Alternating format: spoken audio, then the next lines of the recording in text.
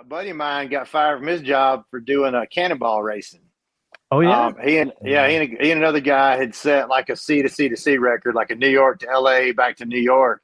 And I can't remember, it was like Road and Track or GQ or somebody did an article on it. And same thing, his bosses came in, they were like, hey, this is not the kind of, personality we wanted this company, and they fired him over it. It'd be one thing if it was like automotive related or his driver's license there, like if he's a CDL guy or something, but like, if he's just Dave in the boardroom, like, well, that's kind of fucky. Yeah. Yeah, it was pretty crappy, and I don't know how they worked it out, but I'm self-employed, so I get hired and fired on a daily basis. But yeah, it's fair enough. that was one of those few things that it came up. And again, Cannonball has been going on since 1971. There's never been an accident. Nobody's ever been hurt, but it's just it basically is the world's largest illegal road race. And a lot of companies, they don't, you are in effect admitting to allegedly admitted breaking the law, and companies don't like that.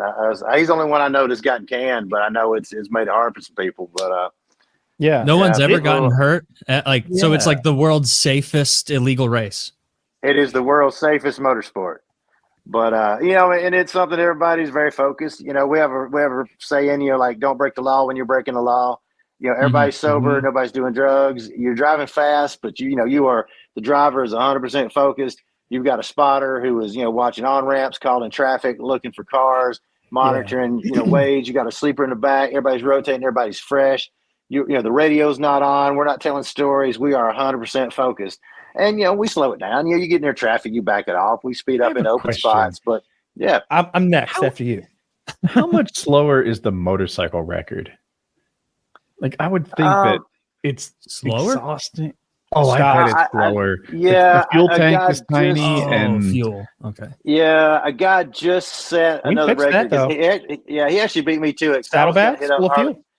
Yeah, exactly. I was going to hit up Harley Davidson because somebody had done it on a sport bike, a Yamaha or something like that. I was going to hit up Harley Davidson mainly to see if they give me another motorcycle. And I was going to go set it. But now the Cannonball record itself is Red Ball Garage to the Portofino Inn. But this guy did like a Jacksonville to San Diego kind of cross country record. He did it it was like 29 hours, 32 hours, something like that. I mean, it's kind of a toss-up. I mean, I ride motorcycles. I go fast on motorcycles. You can weave in and out of traffic on a bike, but when you're going a really, really long distance, what is going to really keep you fresh, keep you going, is being comfortable. Not, the wind noise, the head buffeting, the general attention level required on a motorcycle. Not to mention, you're not able to sip a drink, eat your beef jerky. I mean, you were in it, so you're going to tire out sooner on a motorcycle, even though it is faster. I know, like the car record right now from like Prudhoe Bay to Key West, I think is 82 hours. The motorcycle record is like 78 hours, I believe. So you are able to shave some time off, but psychologically speaking, you're going to get worn down on a bike just from the noise. Same thing even with the cars. I have people contact me all the time. Oh yeah, me and my brother are building a whatever. We're building a triple turbo Supra that's got 3,000 horsepower. We got a 69 Camaro with a 671 blower and a roll cage. We're going to go break the Cannonball record. I'm like, no, you're not. You're going to get tired. You're going to overheat it. You're going to wear out. Like the guys, Doug and Arnie, my friends that do have the Cannonball record, it's a big German 4-door. It's quiet. It's smooth. Like, you got to keep your brain fresh, not just your body. And all those noises, all that steering input, all that, everything you got to do, every little micro decision you make is wearing your energy down. And when you got to be awake and alert for that long. Sure. So 3-man, 4-man team doing this thing in your big car. How much driving skill does somebody really need to do this thing? Like, let's say that I really wanted to do it and I convinced Ed to like sneak me into one of these groups. I wouldn't because I'm a felon. But what could I do it? Like, would you be worried about me? He was like, that Kyle guy, he's never driven anything on the track. Is he going to be able to drive through Texas? Like, is it a concern or? Yes, it is actually. And I don't mean to sound like an elitist. And I most of my driving has been endurance driving, like distances around the world, other countries, that kind of stuff. I haven't done that much time driving myself. I mean, half dozen or so of these, but it kind of does. And again, I'm not trying to sound like an elitist, but like, you need a really, really honed ability to read traffic, to anticipate what people are going to do, to be constantly aware of that car, whether you can feel a tire that's going low on pressure, whether you've got a shimmy that might be a loose bushing or a tie rod somewhere. If something were to go wrong, you need to be able to like immediately make a purposeful decision and carry it out to be able to recover that car. You know, again, does it take a lot of skill to drive fast in the left lane with nobody in front of you? No. Anybody can get out there and mat it and drive 120 as long as the road's clear. But you have to be able to like drive the 15 cars in front of you at all time, see what stimulus is coming at them. Are they going to change lanes soon? Did they just get on? Or where is that driver's head looking? How long have they been in that lane? What is my time to distance? How close am I going to close that gap? Like, there's a lot going on. And for people who have done racing, you know, there's just a lot of awareness about the car and the physics and time to distance and closing those gaps. That, not that you couldn't do it. I mean, lots of people have come on that have not had that much experience and done great. But like, as better a group, if you had that experience anyway. It's better to have that experience. And again, I mean, I am not the one to be speaking for Cannonball. I've gotten to do it. I'm very fortunate to participate in it. There's a lot of people, Ed, especially Ed, Doug, Arnie, a lot of these guys are way more experienced and qualified to be talking about this than me. But, you know, all the other races, the Southern Classic, the Alabama Hammer, some of these other regional races that go on, you know, you kind of got to be vetted into it because we are all very conscious of that safety record. Because if somebody goes out and they're smoking weed or they're getting drunk or they're too emotional in it, or like they just, oh, that guy cut me off, I'm going to pass him and make a point, or I got to beat this record. Not the time for that. Exactly. Like if you're going to drive, you know what? I'm going to pull over and whoop his ass, guys. Hang on a minute. That's not your thing. I mean, exactly. Like, you got to detach all emotion from it and not make those decisions. I was doing a run one time and I blew past a guy, and, you know, and again, it was a safe pass. It wasn't anything crazy, but I guess he took offense to that. You know, guy speeds up and suddenly he's next to me. We're going 120 miles an hour through Alabama. I look, he's got his wife and his kids in the car, and he's looking at me like, oh, you're not going to pass me. And I just backed off, and I probably lost, 8 minutes off my time that day. But like, none of this is worth getting hurt. As soon as anybody gets hurt, the party is over. The cops are looking for us. It's going to get demonized. Like, we all take the safety thing. What if you had that little cooler that said organ transport? You could flash them out the window, right? Like, all right, that cooler has worked for several friends of mine, and that is a very, very valid technique. But no, this guy was just some regular family guy that just had he just, I guess, didn't want his ego bruised by somebody passing him in a Cadillac. He's going 90. I go past him at 120. I look over, he's next to me at 120. He's got his family in the car. So I just backed off and let him have it, because like, there's no, like, you can't get involved with the civilians. It's just not worth it. So we all take the safety very seriously. Nobody takes any risk, and we can't let people out there that are going to drive like that or get in some mess or get in some tangle, because one big crash and this is all over. So we do. I guess what I was everybody can't do it. Is there I guess I was thinking, like, I wonder if there's just a journalist who's like, yeah, I can go, and like an automotive journalist or something who just jumps in the car and it's his first time doing any sort of like racing, I guess, is a cannonball run. I don't know. That sounds fun. That's what we should do, guys. Let's do a cannonball run, the three of us, with no practice or really study. Sounds like a good time. Yeah. Well, I mean, Cannonball Run is open. Zach will come. It'll be great. I mean, Cannonball Run is open to anybody. Yeah, but Ed has a saying that you don't have to have a good time to have a great time. Meaning that, like, nobody really cares what your actual time is. That there are records out there that, no offense, you're not going to beat those records. Like, you're just not. I'm not going to beat them. You're not going to beat them. So go out there, have a good time with your friends. Drive as fast as is necessary, and people are watching you. They're watching you on Glimpse. We have apps we can track each other. And if you show up new and you're out there blowing through towns and going super fast, like, you're not going to get invited back. Like, the fun part is just the friendships and all of us doing it together. Whether you were in last place or first place, nobody cares. But it's doing it safely, and but yeah, go do one, man. If you want to do it. How many people have been like blackballed from the race for being really like borderline dangerous, like flying through, I guess, residential areas at 100? There have been a few, and not that people don't love these people individually as friends, but like, they don't get asked back, and it's just a safety thing, and it's not personal, but it's just, we all want this to continue. In order for it to continue, we got to keep that safety record. And that's what I'm track record. Absolutely. And again, I'm kind of speaking for some of the founding fathers of Cannonball. And I mean, I've done it. I'm excited to be a part of it. These are my friends and my people, but I'm not the one qualified to really be speaking about this, but yeah, we want to keep that safety record. We want the party to continue, and we don't want anybody messing that up. And unfortunately, if it's a more personal thing for you, or if you're that obsessed for winning, take it to a track. This is more about endurance and just pushing yourself, not pushing the car. And you really don't have to go that fast. It's hard to reconcile that with the fact that it's a race. And the guy who won that race really was trying to win. Like, you can't win without trying. It's not like you're all out there jogging and one guy just happened to be first. Well, true. I mean, people do try to win, but it's like you try to win, but you always err on the side of caution. Like, you're not going to cut off that bus full of orphans. You're not going to blow blind through a red light. You're not going to, pass somebody in the bonus lane and startle them and run them off the road. Where's the bonus lane? The shoulder?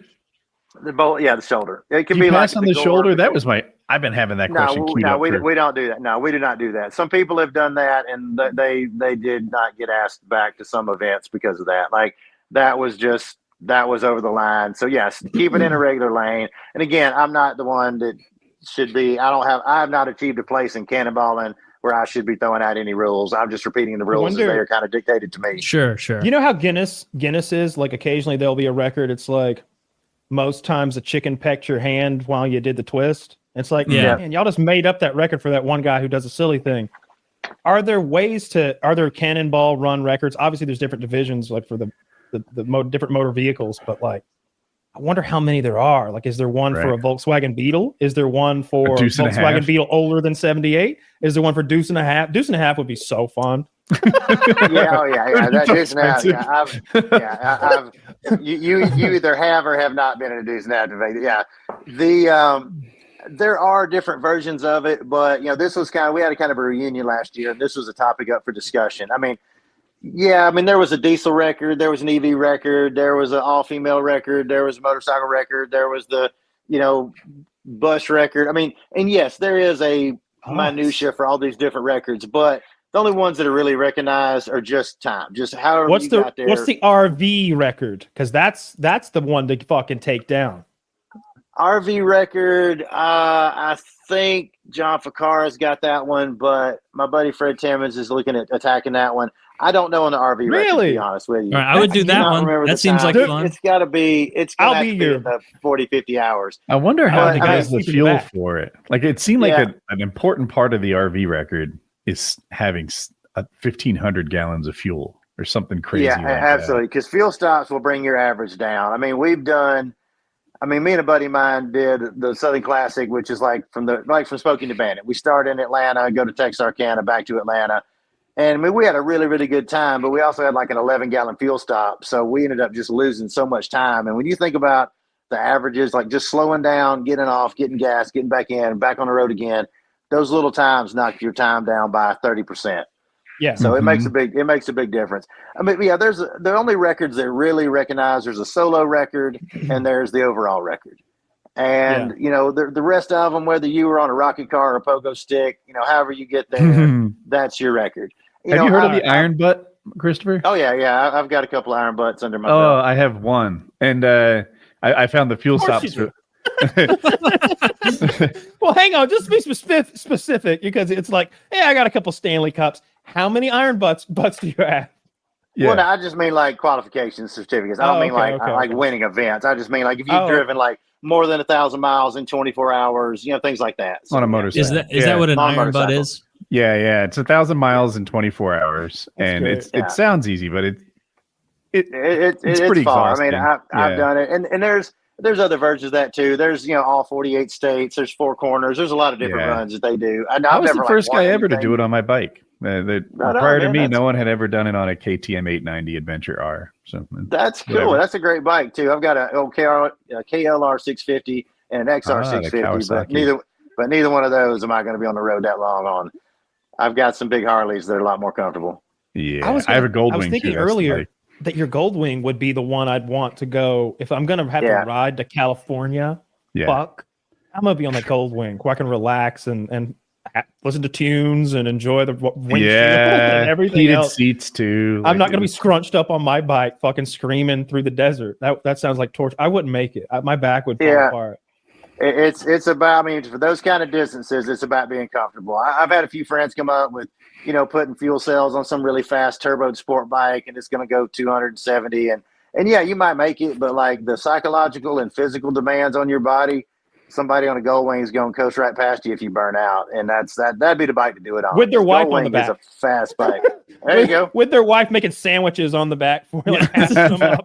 Like that's the move. Like one reaching around with the cup for you to piss one in. saddlebag full of gasoline, and you're just free pissing. You're just really getting to know each other on this trip. It's just free pissing. Like Dumb and Dumber. Remember they're fucking hunched up on that little scooter and they're fucking freezing in the Rockies. What was the name of the bike? I gotta pee. He's like, the Roadhog. Just go, man. Just go, man. He goes, oh, it's warm. Dude, I would only want to go on a road trip like that for a race with a group, like in an RV.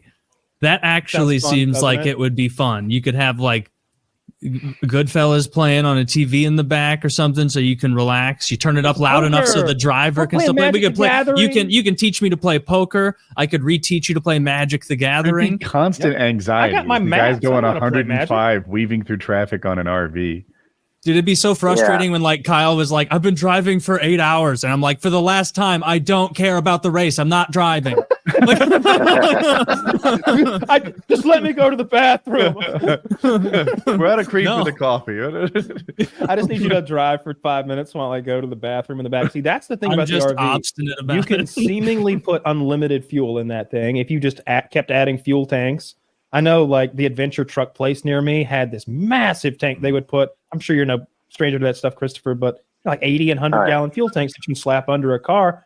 Well, you put a fucking 8 of them under an RV if it's built for that. And you can piss and shit on the RV. We've got a whole fridge of Red Bulls. Like, yeah. My friend Haley and I are talking about doing it in a hearse. And same thing, the hearse has got that big load floor back there, just plenty of room for fuel.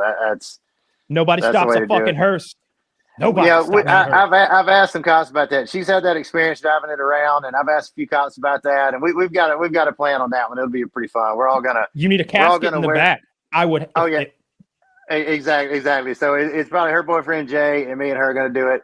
Whoever's on the rest shift is in the casket sleeping. Everybody's got suits on. We all got name tags. We got paperwork for a body. We found some spray. It's like a prank your friends, but it actually smells like kind of dead meat kind of smell. Yeah. So the plan is like just send it. And if we do get pulled over, we're just going to spray to spray and just be like, look, officer, we're just trying to transport this guy's religion prohibits him from flying or being embalmed. We got to get him to California. And here's the paperwork. We're really sorry. And we're going to try that one. We've had some other darker ideas too. Dude, that's so good. Darker than that. What's I can't. You would get flamed. I can't even bring it up. But can't even bring it up. It's so wrong that I'm embarrassed to even think about it.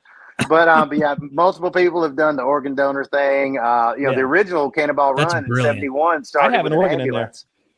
Oh yeah, they had a pig heart, I think. But pig heart with telemetry. They had name tags. I show them a cow heart, and they're like, "My God, is it a giant man? It's the only heart we could find big enough." Brock Lesnar needs us. Get out of here. Exactly. Yeah, but no, people have done numerous disguises over the years, and they do work. The disguises have worked, but sometimes they do, sometimes they don't. But the original Cannonball run started with Dan Gurney and Brock Yates in an ambulance with a NASCAR motor in it, and then Brock's wife pretending to be a senator's wife in the back that had a condition where she couldn't fly, and they got stopped numerous times. Cops believed it, gave them police escorts to the state line, and it just kind of started this tradition of funny disguises and goofy things. And sometimes you just went on charm too. Like Ed and John and those guys did one and dressed as the A-Team in an A-Team van, and cop pulled him over, and he just kind of looked in, and he's like, "I can't give a ticket to the A-Team." And so I mean, it's all for fun. I mean, and that's, I think, from the outside, people think it's this like white knuckle, bug-eyed, gripping the steering wheel thing, but we're all like on radios, cutting up with each other, having a good time. It's a bunch of friends. It's like when you're 10 years old building a fort with your friends. it's the same kind of feeling. It's just we're grown-ups, and it's a wonderful thing. And just being silly, and sometimes it works, sometimes it doesn't. I mean, I've gotten arrested, I've gotten tickets, and Ticket Clinic got me off the hook the last time. They're amazing, and it's just you got to run that risk. I mean, we do a lot of countermeasures. I mean, we've got GPS sync radar detectors and Waze and apps, and we're watching, and we got people on the phones and at home doing mission control. But there's other teams that have laser jammers and some much more elaborate countermeasures than that. But it's a calculated risk. Sometimes you get caught, sometimes you don't. You just got to assume, okay, I'm going to accept the consequences if I get busted. But if not, it'll be fun. And even when you get busted, it's like, I mean, how much money if you bought a cup of Starbucks every day, you could pay for one good ticket a year.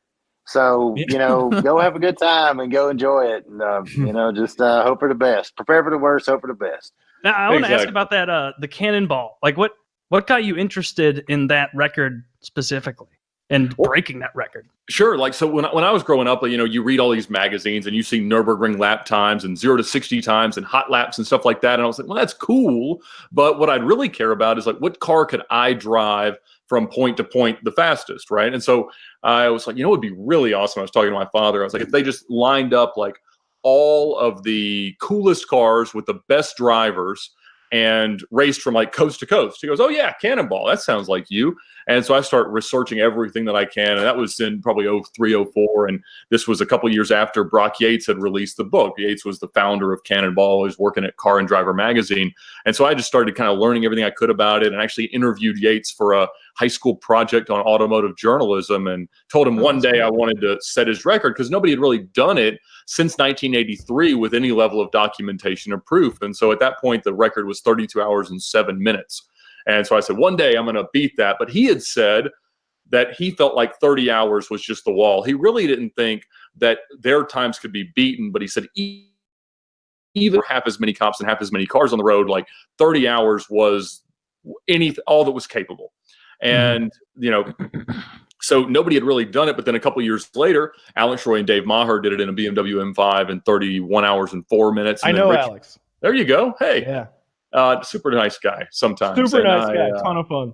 And so I've gotten to know him quite well since then. I'd met him a couple of times and kind of told him like, hey, one day I, plan to do this. And I'm sure he gets it then as often as I do now. And you don't give it a tremendous amount of credence, but it's one of those things. And so I, ended up doing it in 2013. And so we drove New York to LA in 28 hours and 50 minutes, averaging 100.3 miles an hour. What were you driving, and how was it modified? 100.3 miles an hour. We drove a 2004 Mercedes CL55 AMG. I had actually planned to drive an S55, which is the bigger four-door car. The CL is the two-door version. But when I bought Kimmy's, the Prostitutes Gallardo, I was daily driving it and just wasn't driving the Mercedes, so I sold it. And so I had to rebuy one in 2012 to use for the run. But we used that because it's got this auto-leveling hydraulic suspension, so it could cope with the 2 additional fuel cells that we put in. So it had the stock 23-gallon tank and then 2 additional 22-gallon tanks. Oh, yeah. 67 gallons total. So we could go about 850, 875 miles on a tank of gas. And at we 100? Also had, yeah. Okay. Absolutely. Probably do 1,000. Because that'll hurt your fuel economy a little bit.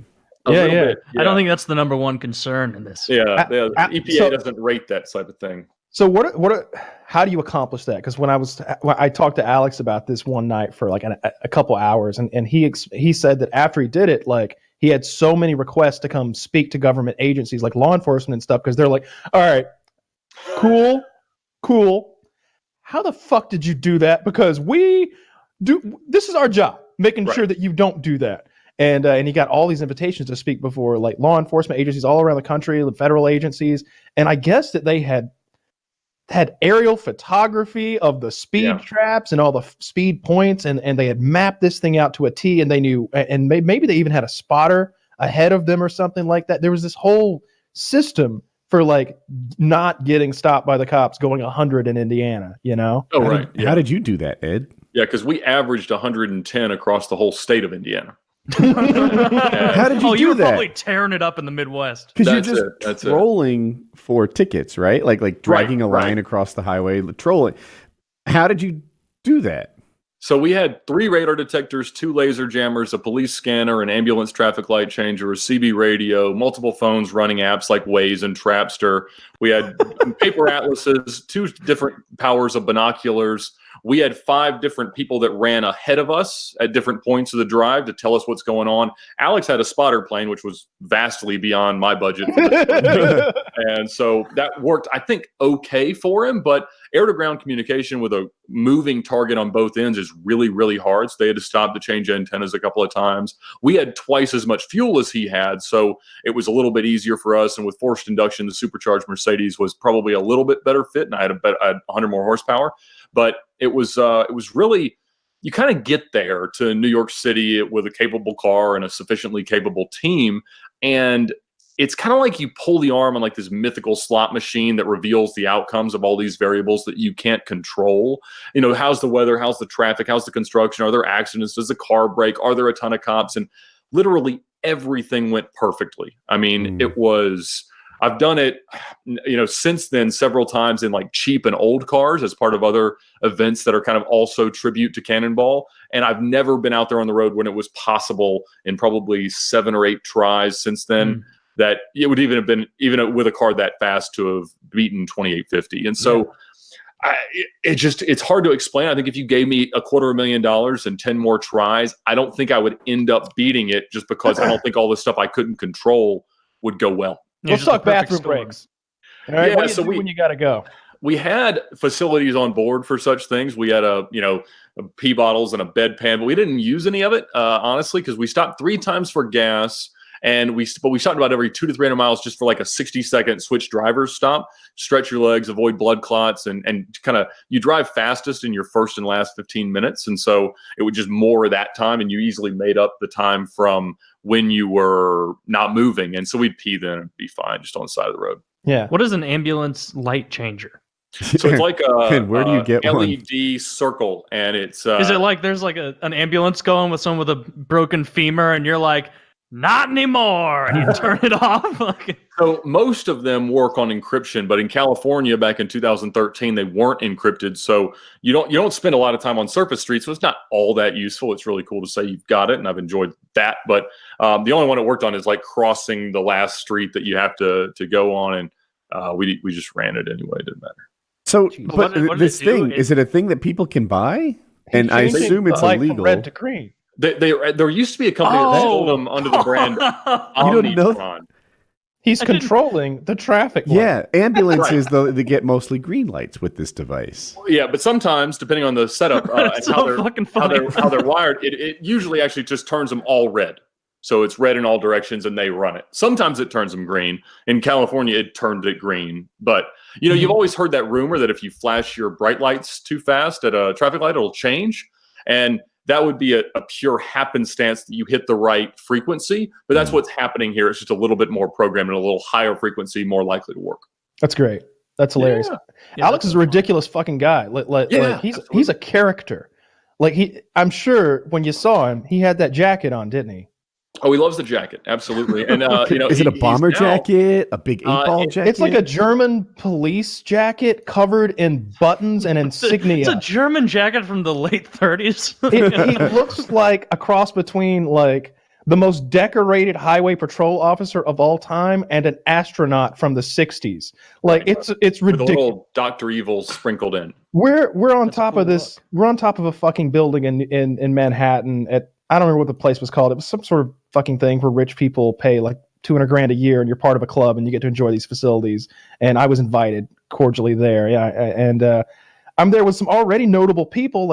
I'm there with like a Medal of Honor winner who was just on with Bill O'Reilly, and I'm fascinated with his story. Right, he's talking about Afghanistan and killing terrorists with a rock in hand-to-hand combat, and then in walks Alex Roy in that jacket carrying a fucking steering wheel, and I'm just like, I'm sorry, Dakota. I'm going to have to talk to this gentleman for a minute because he is piquing my interest.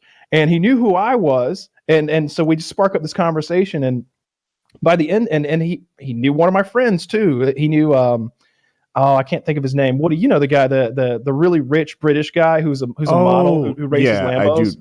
I do. The guy's ridiculous. I forget his name too. Yeah, his name's escaping me at the moment anyway. But they knew each other well, and he's like, "Hey, Alex, you still own that club downtown?" And I was like, "Yeah, the box. Yeah, I like 2% of it." And I was like, "You own 2% of a club downtown?" He's like, "Yeah, it's kind of nice. I get a table wherever I want, of course. It's okay." He's like, "Have you ever been in a 3-wheel Morgan?" And I'm like, "I don't know what a 3-wheel Morgan is." He's like, "Let's go downstairs." And so we go downstairs, and here's this cigar-shaped torpedo of a vehicle that is technically a motorcycle, but I don't know how to describe it. Maybe Woody can pull up a picture. But anyway, we hop in his 3-wheel Morgan. I do not have a helmet. He gives me some goggles though, so that was nice. And he takes me on this ridiculous tour of the city. He where notable things had happened. And then we go to the box and we watch some absolute debaucherous, crazy shit happen on stage. There was strap-ons and whipped cream and dog people and singers wearing nothing but shower curtain beads and got real drunk and had an amazing time with Alex, and his stories were incredible he's a fantastic run and all that stuff. Yeah, great guy. Actually, the whole idea for VinWiki Car Stories came mostly from one thing I heard Alex Roy say in an interview. He said he has a story that he tells about being pulled over on the way to a book tour event where he learned that if you said to a judge that you had a lot of evidence, that it corresponded to this experience that many of the officers had had of rescuing some woman who had pooped all over an apartment or something like that. And somebody asked him to tell that story, and he said, "It's about 8.5 minutes long. Are you sure you want me to?" And I heard that. I was like, who on earth knows how long their stories are? And I'm like, he's recorded himself telling that story. I'm like, that's weird, but that might be cool. And so we ended up trying it. Yeah. When we were tooling around, we were speeding. We were speeding like crazy in Manhattan. Right. It was late at night, but we were hauling ass in that 3-wheel Morgan, just screeching around corners and stuff. And we get pulled over by undercover NYPD, they're in a Tahoe. They're guys wearing a Yankees jersey. They're detectives or something like that. They undercover. I guess they're certainly they're in street clothes. And Alex didn't skip a beat. There was no fear. He'd done this shit before. He before they can say a word, he launches into conversation. "Hey guys, I'm Alex Roy. You may know me from this, and that. Hey." Business cards out. "I'm doing this talk down at the 32nd precinct next week about this and this and that. You guys should come down." And they're like, "Oh, nice to meet you, Mr. Roy. That sounds like a lot of." They just completely disarmed them. There was no discussion about the fact that I should be wearing a helmet because this is technically a motorcycle, and we're speeding like crazy down these streets. And I'm pretty sure this thing is way too loud to be legal. I think it's louder than is legal. Everywhere we go, everybody's stopping and staring because this thing is roaring like a dragon. Oh, yeah. No, it's a thing. He wanted to, after we set the record back in 2013, there was kind of an explosion of enthusiasm for other Cannonball-styled records. So within 2 years, the Tesla record, the electric car record had been set 3 times. Somebody else had set a 3-wheeled record. Somebody had set Southern route, like Jacksonville to San Diego. Oh shit! There were, a coast to coast record. So people kind of thought, all right, well, I don't want to try to make 2850, so I'm going to do other Cannonball-ish junk. And so he wanted to set the 3-wheeled record in that thing with me, and I'm like, Alex, that's the worst idea I've ever heard. When do I need to be there? And the problem is I'm 6'5", and he's probably 5'9", 10, I don't know. And so the seat doesn't move, the pedals don't move, so we couldn't figure out a way. They thought if they moved the pedals that I could fit, but then we'd have to strap blocks to his feet so he could hit them. Yeah. And then he ended up doing it with another guy from the drive, where he was riding for at the time, and they did it in the winter, which was a horribly terrible idea. God. And it sounded like literally the most miserable automotive exercise that anyone could ever have. But did he set the record? I believe it was pretty low hanging fruit. It's 41, 42 hours. I mean, I don't know and were there a lot of other Morgans competing for this record?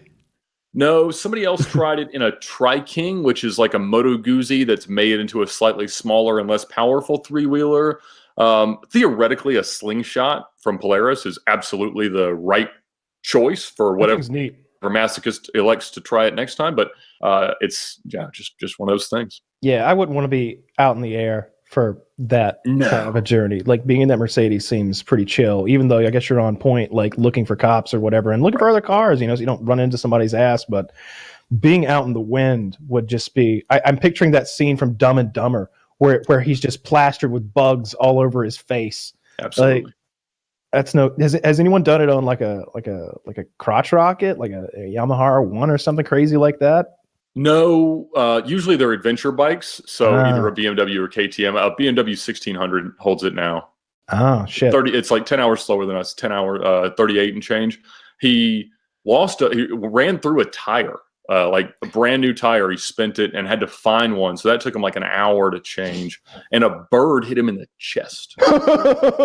And so he had planned like a 2-hour nap in Kansas, and it had like oxygen and like I don't know, he had somebody there to like watch his eyes for an REM cycle or whatever.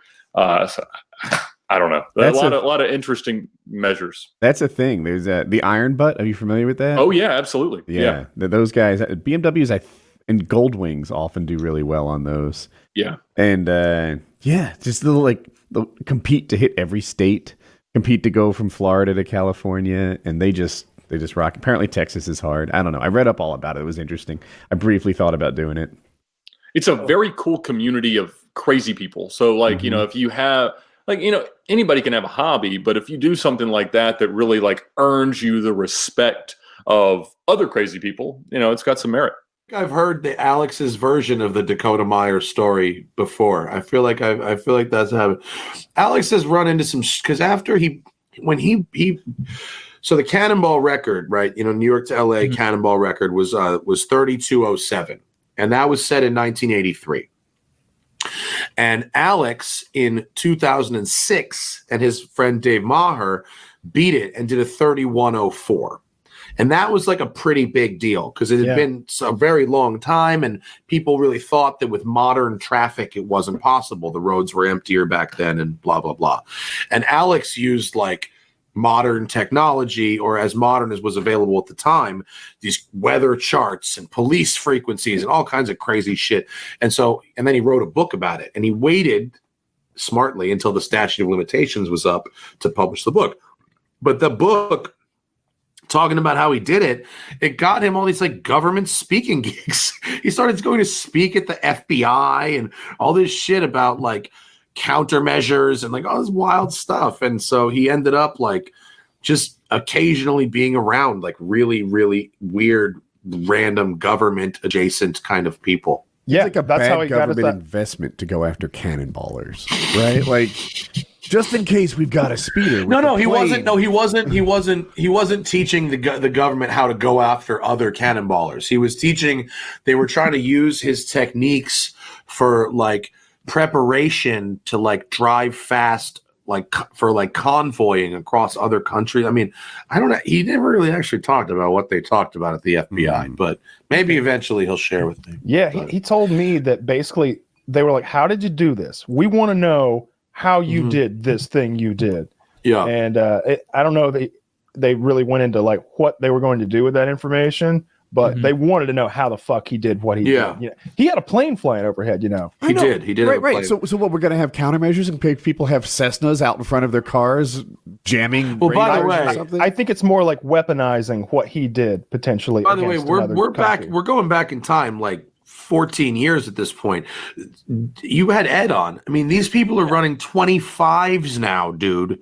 Yeah. 25 hours. They're cutting 6 hours off of Alex's time, and Alex got to go talk to the government afterwards. Like, what the fuck is going on? Like, the people that are doing it, especially like, it's a bit controversial, and I'm not really deep in that world, but they always come and talk to me about it. What they're calling the COVID cannonballs, because the question is, because the roads are so empty, the time got so. Alex did like a 31:04, and then Ed beat Alex. He did a 29 something, and then this dude Doug did like a 28, right? But then in this year alone, I think like 10 new records were set because the roads were empty. There's got to be an asterisk there because that's not fair. Like, there's no traffic. They got to take like from March on, all those have a little. This happened during COVID. So in the beginning, there was this all sort of holier than thou kind of bullshit, and it was like, well, what if you cause an accident and an ambulance for you and a hospital bed for you, means that someone who's got COVID, and so there was that in the beginning, not from me, but there was that in the beginning, and then that went away very, very quickly. Yeah. And then now it's all sort of like, well, the times just don't really count as much. Like, nobody really, after the first 48 hours of outrage, does nobody fucking care. They don't count as much. Like if you bring up like Babe Ruth's home runs in earnest, it's like, get fucking real. Come on. That guy who's like, the guy pitching against him had to like leave in the 7th inning to go run a paint store. That's not fucking impressive. These guys would be like, man, he was in the major leagues for 25 years and then he retired to run a fuel station in Arizona. Yeah. It's like, come on. Or Mark McGwire, Sammy Sosa home runs, right? You got to put the asterisk, right? Or Lance Armstrong, Tour de France, right? You got to put the asterisk. So having you don't have a problem with asterisking Mark McGwire, do you, Taylor? Of course I do. I remember thinking, no, I actually don't. It was just because I'm from there, so I remember just seeing. His forearms are like my thighs. Yeah. They were, but it was like those pictures of him just gripping the bat. Oh, he's grabbing it so hard, and I was always convinced, like, damn, come on, hit it into Big Mac land again. And if we hit it into Big Mac land, we all got Big Macs. And he was on McDonald's made a terrible decision because they put it exactly where a right-handed guy is going to hit it, and so it was just like, hey, I know 3 days in a row, Big Macs. Taylor, right there in left field, 350 feet away. There's a big bullseye, and it's like a semi-pro with Will Ferrell. It's like corn dogs. Yeah. As I was a kid, I remember my thought for years being like, "This guy's such a big deal." McDonald's took notice and named a burger after him. Then it was later. Oh, that's good. I was like 8 or 9. I was like 9 years old. I got a McGwire rookie card because I mean, right? And I just watched that. What's that? There's a documentary. Have you guys seen it about like whatever happened to sports card collecting? It's no. Oh, I don't remember the name of it, but the guy pretty much goes into why like sports cards from the 90s and shit are worth fucking zilch. And it's basically because the entire market was fraudulent. It's kind of an interesting story, but fraudulent market. But I've got a McGwire rookie card and he's like this scrawny, like little dude. It's like, I just got to see the cards just next to each other. Like the first year, last year. It's ridiculous. Bonds is the same way. Bonds was like a speedy, base stealer. And then all of a sudden he's this muscle monster with armor on at the plate. Yeah, he was like wasn't like Wesley Snipes in Major League based on early Bonds? I think he was. I don't know. I was into baseball card collecting in the early 90s, and I'm one of the few guys I know that made a nice profit on it. I sold my cards and bought Did you really? I bought a motorcycle with my profits. So where was the peak? I think I bought the bike in like 94, something like that. Oh yeah. Oh, so yeah, you were really maybe ahead a little of the curve. earlier, maybe earlier than that, 92 or 3. But in any case, I'm still waiting for my Beanie Babies to mature. I mean, most people were thinking of holding those cards for like 20 years. If you held them for 3 and still sold them in the hype, that's what I did. You're fucking smart person in the entire thing. Well, or a person who really wanted a motorcycle. Yeah. Do you still have the motorcycle is the question. That would be amazing. No, I don't have that bike anymore. What kind of bike was it? Do you remember? It was a Honda Interceptor 500. That's a cool bike. My first bike. It was to 17, 18-year-old me, it was very cool. This is a pretty cool bike. Little thing about, I was reading Mark McGwire, there's an article from 2011. It says, according to Bell, his ex-girlfriend, beginning around 2000, Bonds, this is about Barry Bonds, testicles underwent a transformation. Specifically, they were quote, smaller and an unusual different shape. Bell also testified about how he developed acne on his shoulders, couldn't keep an erection, and became increasingly violent, once threatening to rip out her breast implants because he'd paid for them. I don't want to laugh, but fuck. I will laugh, and I will. I was thinking the other day, like the current Cannonball run, the coolest one in the world, is to drive from Kiev into Mariupol right now with some supplies. And I was just wondering if you had any, Tim, if you thought about that. Cannonball. Maybe some sort of souped up 6-wheel like transport vehicle. Wow. Like a Batmobile. Russian Cannonball. Yeah. Well, they have the Peking to Paris which is a vintage race across, China, Mongolia, Russia, and all of Western Europe. That's a real thing. And I think you have to do it in pre-1973 is the cutoff. Okay. So people do it in like Citroens and Datsuns and shit from the 50s. It's pretty G actually. Like turn a car from the 50s into like a off-road rally car. It's a pretty boss move. Yeah. I would like to see that now. No, I'm serious about that thing because they're literally trying to make that run right now, like in vehicles. Who's they? And any run would be. Don't imagine rich Americans and Europeans like putting their goggles on and like. Dude, I'm so stupid. I was imagining people racing. I'm like, wait, this is not the time. Richard Branson's over there, like, all right. But like, if you did that race, any time would be record breaking. No one's done it. Oh, they have done it. It just wasn't a timed event. It was like you made it, you lived, you won. I have a friend named Alex who he at one point had the New York to LA Cannonball record. He doesn't anymore, but he decided to just start coming up with random cannonballs to have the record. So there was like the three-wheeler cannonball record, the Denver to Miami, fastest car from Alaska to Key West or whatever. I was like, you can have a record if you're the first person ever tried it. You have to use like specific things, like I'm going to set the record for the race from my friend Jeff's house to Tampa. They don't know where Jeff lives. They can't compete. Exactly. That's how you win.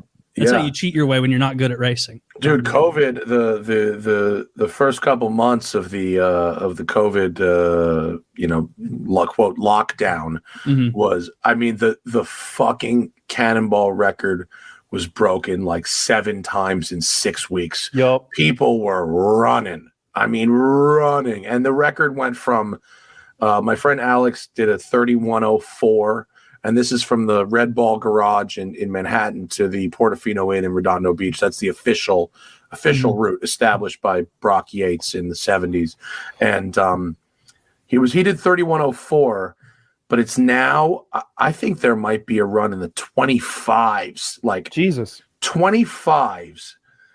Let me tell you how crazy. You need to have an overall average, including stops, an overall average over 100 miles an hour.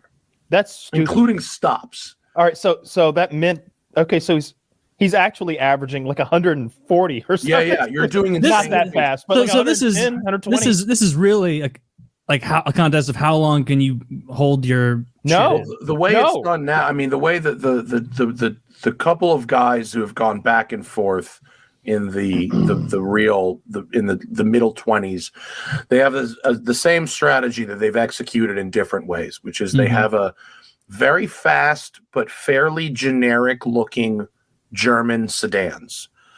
They then use vinyl to make them look like other cars. So this dude fucking wrapped up his Audi S8 and made it look like a Taurus S8. So if you really look at it for like a couple seconds, you go, oh, that's you. I see what you've done there. But at 100 plus going by you can't fucking tell the difference. And then they tune them up with these German, big turbos and stuff like that. They're running 800-900 horsepower in these silver or white sedans, and then they have a 60-gallon fuel cell in the trunk. Oh my God. It is shady. I don't understand. Like 2 stops across the country. I imagine them wearing. Now? I guess they don't wear helmets because that would be outrageous. That would be stupid. But I bet they put their gloves on. They probably have gloves. They put their gloves on. They should put up a one-sided. Would help actually. Have you seen those? Yeah. Have you seen those one-sided decals where you can see through them, but other people can't see in? Yeah. If you did one of those with like an elderly white woman. Like they'd be like, oh, she's just out of control. A little. The guys. I think they're not the current holders, but I think it was 1 or 2 back. They turned a Mercedes E63. They got what was called an AMS Alpha 9 package on it, which was 900 horsepower, and then I couldn't believe what they did with the vinyl. It looked just like a Honda Accord. It was incredible. It was really, really cool. They changed the tail lights to look exactly like Accord tail lights. It was wild stuff. And they're just trying to not be as eye-catching and like grab somebody's attention. when they do that? Yeah, I mean, in traditional Cannonball lore, back in the 80s and 70s, the winners would be driving Ferraris and stuff, which makes absolutely no sense in modern times. Not only is the car way too flashy and attention grabbing, but there's nowhere to put enough fuel. Good point. You really need a 60-gallon cell, which is like, plus the stock 20-gallon tank. You're running 80 gallons of fuel, and there's the modern German turbocharged like super sedans. You don't have to do much. I mean, you can put different injectors, different fuel pumps, different turbos, intercoolers, and ECU tune, and you can make 900 horsepower. I mean, easy. It's not even like you're not even stressing the car out. I mean, it's easy. Yes. To me, the most impressive part is evading a pullover, because one is all it takes. One and you're fucked. Yeah, if you get pulled over, your record is. Who cares about like the legal ramifications? It's not gonna be that bad. No, the record run's done. Yeah, if it's a half hour stop, you're fucked. What if it happens like 20 miles from the finish line and you're on the verge of the record? Do you take the arrest? Do you pedal to the metal and like let them arrest you at the Portofino parking lot? You're like, I was gonna break the record by 3 minutes. Now I'm going to break it by 12. And you just floor it. Yeah. Then you just like bank on it being like Dumbledore rules from the police department, where they're like, you did it so fast, we're giving you the key to the city. Or you bank on the fact that like a lot of people on like street bikes, it's like, catch me if you can. I doubt it. And you just leave them behind, right? On a bike, like if you want to leave the cops, you just leave the cops. There's a guy named George Egloff. And most people have never heard of him and never will. But he did all 5 original Cannonballs in the 70s and 80s solo on a motorcycle. And he is one of the most hardcore human beings in motorsports history, having never competed in any official motorsport. But he's in my friend's documentary, and this guy is completely fucking out of his mind. What was his time? Do you have any idea? It was in the 30s, 36, 37. He actually had to stop and like sleep for a little bit. Yeah, I was going to say, man. Is there any pushback from people who won the Cannonball pre like the roads being 100% open with the lockdown, who are like, that should be asterisked? Yes, there are a lot of people who were saying that COVID Cannonballs should be asterisks. Yes, there were people who said that. What do you think about that? I mean, look, I don't endorse any cannonballs. I think it's very dangerous. Yeah. It's very dangerous. And although I respect the ingenuity involved, I definitely don't endorse cannonballing. The people that do it seemingly are good. I know some of them. They seem to be good drivers. They seem to be well prepared. There's never been a really major accident that I've ever heard about. And they do it in a way that they're able to avoid, being caught. And then there's other fun ones too. There are vintage cannonballs where you got to use a car pre-1980 or whatever. And that I'm interested in. Yeah, that seems like actually a little more interesting and fun. And that's true of all motorsports, if you ask me, because like one of the reasons I don't care for F1 because it's, I don't know, those aren't really cars anymore. At some point, it's like, man, y'all have you put wheels on a plane, and you change the aerodynamics upside down, and you change the aerodynamics so it can't fucking take off. Yeah, and now you've strapped these poor little Italian men in them, and you pay them millions of dollars a year to risk their lives.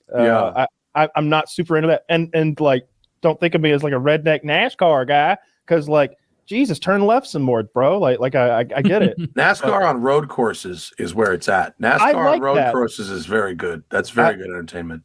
I was the lone Jeff Gordon fan growing up. So like when they would go out west and hit the road courses, I was always like, yes, this is how you do it. Now we see who knows how to drive. That was always fun. But I like when they're handicapped in some way. Like sure, I would like to nah, we're only going to drive cars between 1970 and 1971 made in a very specific region of Germany. it's like, wait, what? Well, there's all different kinds of vintage racing out there. Most of it's not like broadcast on TV, but there is some really interesting stuff. Goodwood, they have some really good stuff just on their Instagram. It's Goodwood RRC, Goodwood Road and Racing, and that's in England, the Goodwood Circuit, and that's all about vintage racing. And just the clips they post on their Instagram are fucking sick. Dudes racing cars from the 20s in the rain, like fully locked up sideways. I mean, it's so good. I follow that, Goodwood Revival, and FOS Goodwood, which is the Festival of Speed. That's a hill climb they do every year. The Goodwood shit on Instagram, you guys are must follow, because they've got, Le Mans cars from the 60s and $25 million Ferraris, and then shit from the 20s that looks like, carts. Yeah. Oh, the saloon class. Yeah, we've got the saloon. Wow. That's Jaguar, awesome. Lotus and Ford saloon class racing. And to me, like that's the sort of thing that we might actually get to the bottom of who's the better driver. And maybe that's not even the point of most motorsports. Maybe people don't care who's the better driver, but maybe it's just about the spectacle of the race. But some do, but there's a national pride. There's a manufacturer thing that's sort of like just like a team in there, and there are in NASCAR specifically. It's where the cars really are more the same. It is more about the driver. In Formula One, it could be about the manufacturer or the country. In Le Mans, it's certainly about the manufacturer more so than the driver itself. NASCAR is, I think, a little more about the driver. IndyCar is certainly about the driver, because all the Indy cars are literally the same. But there's a new NASCAR this year. They have a brand new car. And a new generation. And it's a pretty neat thing, actually. I just went to that. I was at the race they had at the LA Coliseum. Did you guys see that? There was a race in the football stadium. They built a fucking track. Now that you mention it, I saw I think I saw just a screenshot from the race. Maybe there's a crash. And I did remember thinking, like, that doesn't look like the cars that I remember. Wow, that does look slick. There's the new cars. It does look nice. There's actually quite a lot of differences beyond just the looks. They have sequential gearboxes now instead of a traditional H pattern manual gearbox. They have 18-inch wheels with center lock tires instead of the 15-inch wheels they had before with the 5 lug nuts. So it used to be now it's hit it once. They hit it once, just like I don't like that. One. I like that's very cool. No, but here's the thing though, like the more complicated a pit stop is, the more skill it requires to perfect one, right? So like we see this in like video game speed runs, right? Like if it was a very easy thing to do, then the speed run would get down to like the base minimum, but everyone would have the same score. Like, yeah, we all do it in 3 seconds. I feel like they're getting close to that. You just described electric cars doing 0 to 60. Yeah, exactly. Yeah, they're all fucking dragsters. Yeah.